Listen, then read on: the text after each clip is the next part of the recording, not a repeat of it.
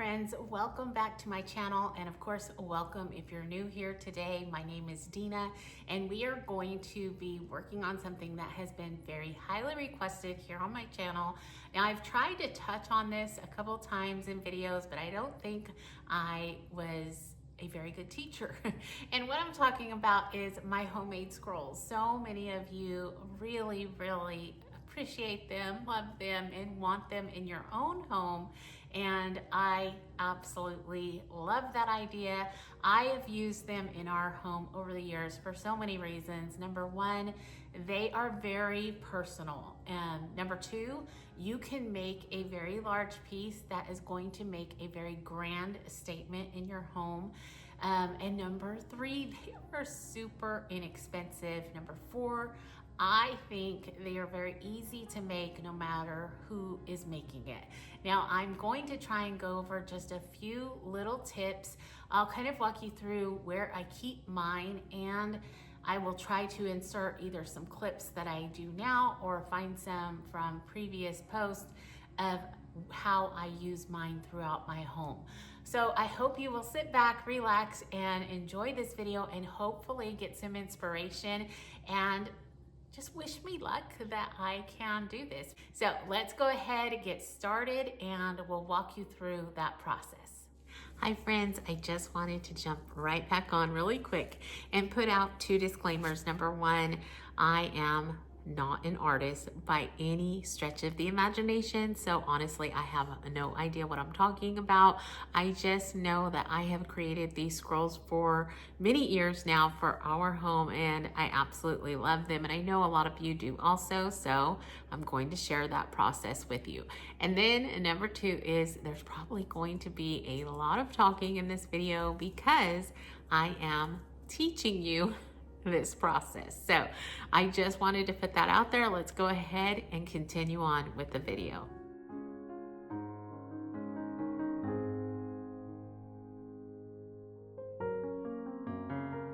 This is where I store them, and they fit so perfectly that it was just kind of God's gift to me, I believe, for making these and using them all throughout the year. So how I store them is I do roll them back up, and most of the time I do keep paper clips here because I use the paper clips when I do hang them up. But as you can see, I have several, and what I do, I'm not sure if it'll show up on camera, but I put what the scroll is on the very end here so that I know as I'm going through which one is which. So I'll show you this one. I think this one said, "Oh Holy Night."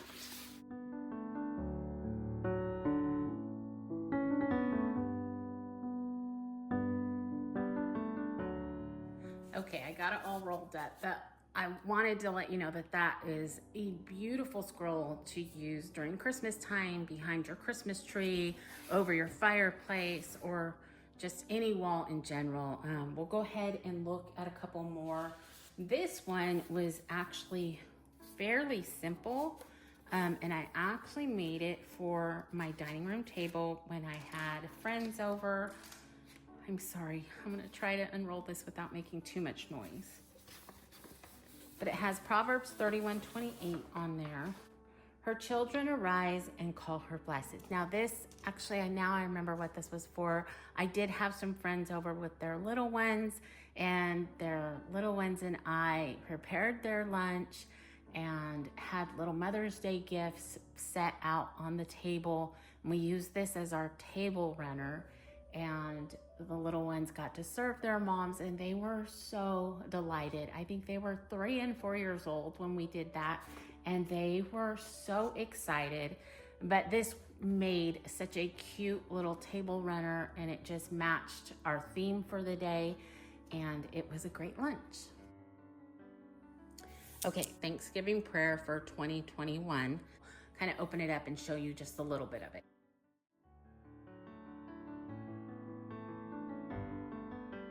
This actually goes the length of our dining room table and then drapes down onto the floor, so it is very long.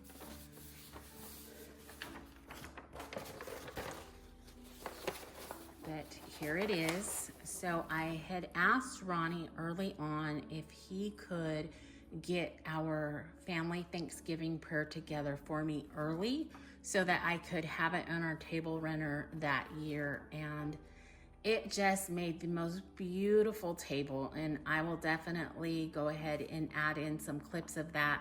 I'm sure many of you are so familiar with it, but as you can see, this is actually just my normal handwriting, and the technique that I have mentioned so many times and I'm going to mention again today is I just thicken every downstroke, and I'll show you that later on. But this was just one of everyone's favorite, including ours. We absolutely love it, and I will keep it forever and then pass it on to the boys. Okay, as I was putting that one back, I noticed this one. It says pumpkin patch. So I don't really remember this one, but we'll open it up together and see what it looks like.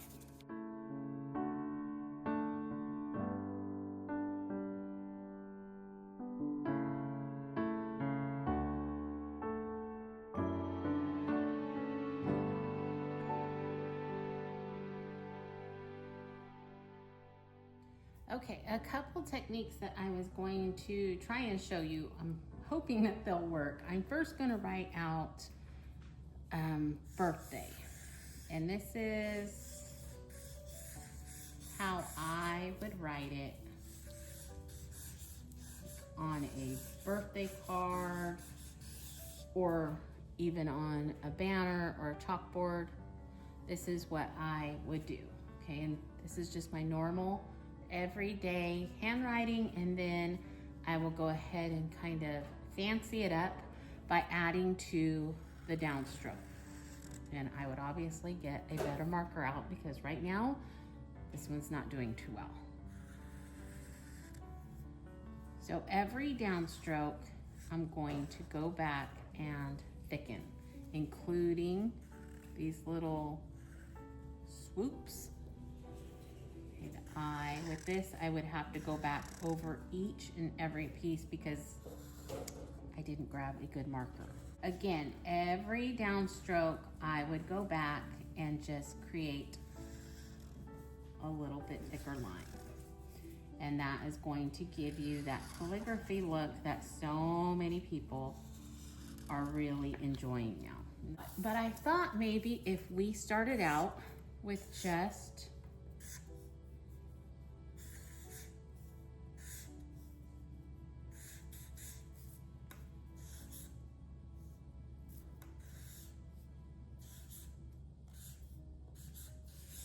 a basic B-I.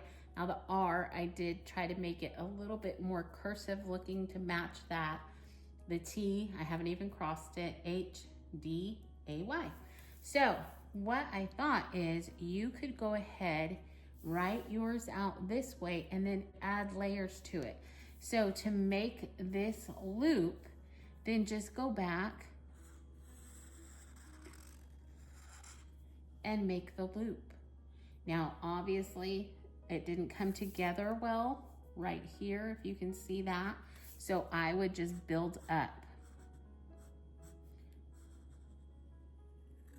And then it takes that away. And also, you're going to be going back and adding more to that downstroke anyways. So there you go. And then, of course, you need to add to this downstroke. Now, to connect this B to the I, you're going to need a connector. And so right where you left off with your B, I would just take here and go up to my I.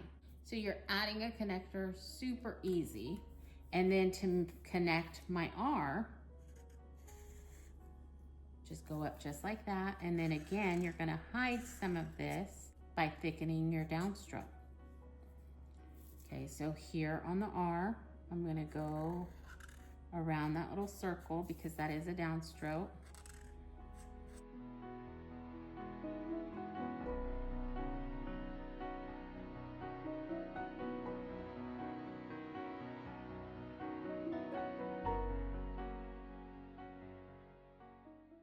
Now adding to the T, And you can make your downstroke as thin or as thick as you would like, but you do want to thicken them because that's what's going to enhance your lettering. Okay, so we're going to either just curve our T or make a connector, and I think, I don't know, maybe I'll go down a little bit more on it. And then up, okay. And then with my H, what I can do is just cross my T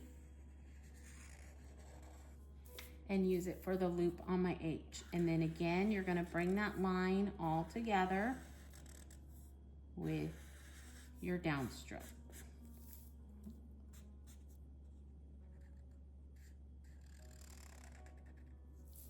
Okay, and then here, and if you want to connect it, you can, but I kind of like that idea of it not being connected to the D. Now with the D, I have pretty much this line here. So I'm gonna add this loop up to the top of this line. So I'm just gonna start here, just as it is here, go up and connect.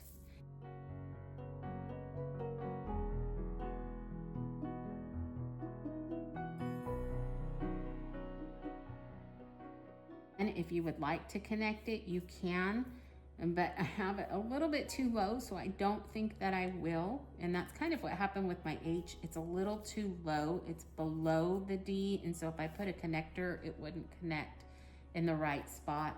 So if you want to add connectors, just maybe keep that in mind. And honestly, I would always start with a pencil. Start with a pencil, that way you can kind of figure out your spacing and things like that, and then go in with your marker. And I'll show you that in a little bit when we put together a scroll. Okay, so again, just thickening our downstroke, and this is obviously just a printed lowercase a, okay, and then thickening this downstroke. Now this end point is perfect because I can bring it up and connect it to my Y. Add my downstroke.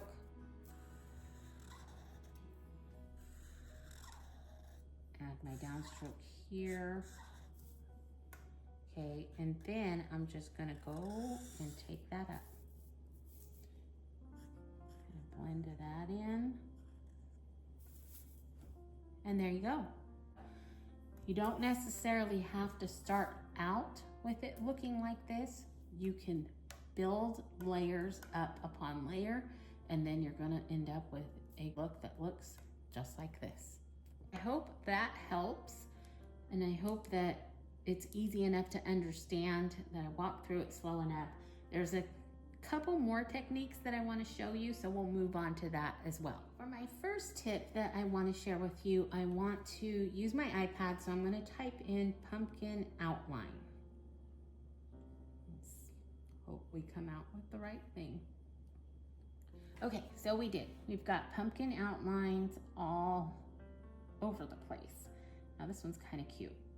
What I wanted to show you is I am just going to take a simple piece of lined paper, and I'm going to place it over my iPad, and I'm going to show you how you can easily trace that.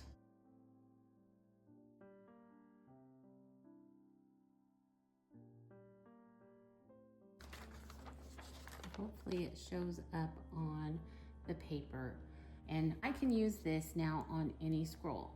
I have transfer paper right here that I bought at Michael's. I'm gonna lay that down, and the darker side is what's going to transfer onto your scroll or piece of paper. You can lay your little tracing down and then just begin to trace it one more time, or however many times you want it on your scroll. And you end up with the cutest little pumpkin. You could also do that with fonts, different types of fonts. If you find a font that you're very fond of, you could absolutely copy that onto a piece of paper, either using your printer, using the transfer paper, or just putting a piece of paper up to your screen and tracing it, and then going over it in your marker. Now for something like this, I would probably use a finer tip of a Sharpie and just go right over it.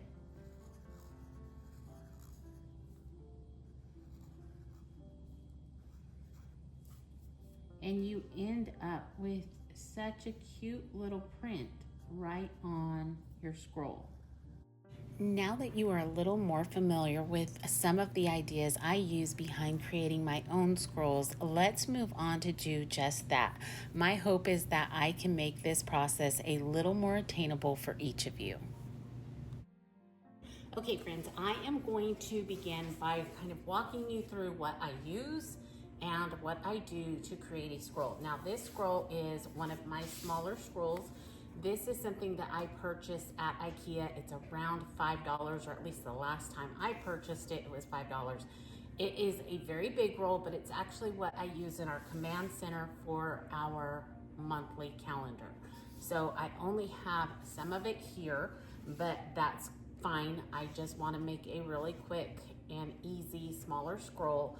I also use a ruler, or most of the time I use a level, but I don't know where it's at right now. A pencil is always handy because a lot of times I will pencil it out before I start using my Sharpie. And then this is my favorite eraser. Oops, sorry, upside down. My favorite eraser. I think these are the very best, at least out of what I have used. So I always have one of these on hand as well. And then of course, Sharpies. Now for the most part, when I am doing my scrolls, I use a chisel marker or just the normal everyday Sharpie. I don't use anything too fine when I'm making a scroll. So that's what I'm going to start with. And then I also always have something to help me hold the scroll apart. Now as I start my scroll, I want to make sure that I'm going to have enough of a roll on the top as on the bottom. I try to leave more on the bottom in case I want to make another scroll at a different time. Then I still have scroll left over. Now again, there's not a lot left on this one, so I'm not going to worry too much about that, but I have enough here and definitely enough here. So today what is handy is a puzzle box that I brought from church. So that is going to help me hold that side, and then most of the time something just small will help me hold this. This is about the area that I am going to use today. Now obviously you can use as much or as little space as you need for what you are wanting to accomplish. Most of the time when I am creating a scroll, I am actually just using my everyday handwriting and then just kind of zhuzhing it up by adding a few little techniques that I've used over time. So first of all, I want to kind of space out and figure out where I want my words. So that's when my ruler comes in handy. The first few words, "let your light shine," are going to be quite a bit bigger than my scripture text. So I want to space that out as much as I can. I don't have my level, so I'm just kind of relying on my eye. And honestly, just remember that these are homemade and they're not going to be perfect. If you are looking to make a perfect scroll, I would highly, highly suggest that you think about using a cry-cut machine or something of that nature, because you're not going to get anything perfect. Or I should say, I can never get anything perfect. You might be able to, but for me, I cannot. Okay, so let's begin. I am going to try and space this out as well as I can by my eye. I don't know, we're just gonna go for it, and I'm gonna go very light, so I don't know that you're going to be able to see it from the camera until I bring you up closer.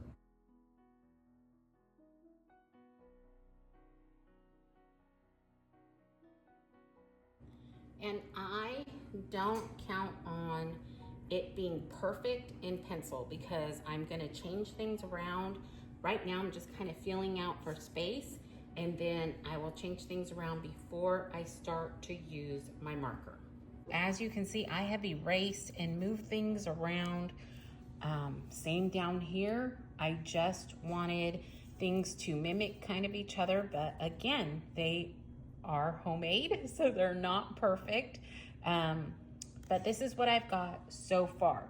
So this is what is going to guide me as I begin to fill in with my marker. But I do need to add one more thing down here. As you can see, there's a lot of erasing going on, and then we'll move on. Okay, so I want to write my scripture text in, and I am going to be doing it just in a print. So I want to move my line down just a tad. I will probably go ahead and put in a scroll or something like that. And I think we're just going to go for it. Again, this may not be lined up correctly because I don't have my level and I'm too lazy to go look for it. And it's really hot outside. So there we go. And I'm going to put in Matthew 5:16.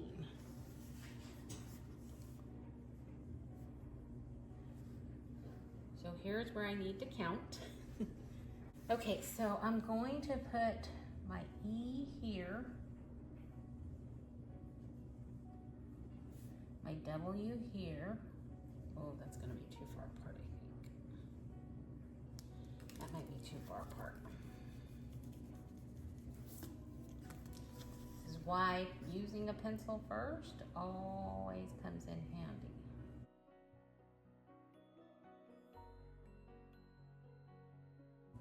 I think that actually turned out pretty good. So I ended up, I think, right in the middle. And again, as you can see, it's just kind of guesstimating and making mistakes, erasing them, and starting over. And then once we get all of our Sharpie marks on here, we can go back and erase all of these pencil marks, so it's no big deal at all. Don't worry about that, especially if you are going to use a good eraser. Okay, I'm trying to give you a good view and be able to do this at the same time.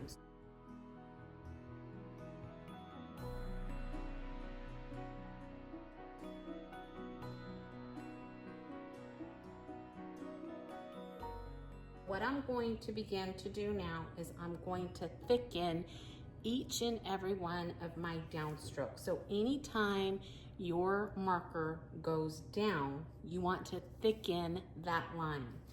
And so I'm going to start here and just go down next to the line and fill in. And I feel like I thicken mine a little bit more than 2 strokes. I usually try to go about maybe 3 or sometimes even more depending on how large the word is. Again, I'm gonna go just like that, kind of make a line to the side of the one already there and fill it in. Now here, I feel like there's a little mistake, so I want to kind of help that out. And I will go back and try to blend lines together so it doesn't look like you've started and stopped somewhere.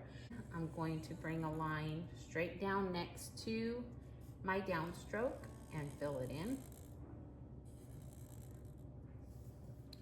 And already you can see how much just filling in that downstroke, making it thicker, has changed the look of your word.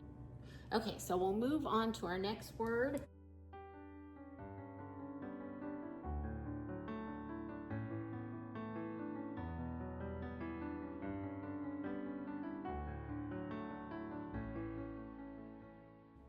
And what I try to do is make sure that all of my downstrokes are about the same size.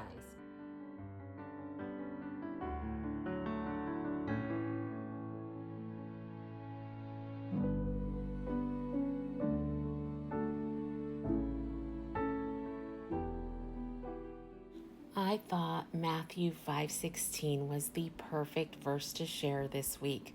Let your light shine before others so they may see your good works and give glory to your Father who is in heaven. How beautiful is it to take these newly polished skills and talents, share them with the world around us in order to point it all back to Him as our Creator. He is so good and deserving of all the glory.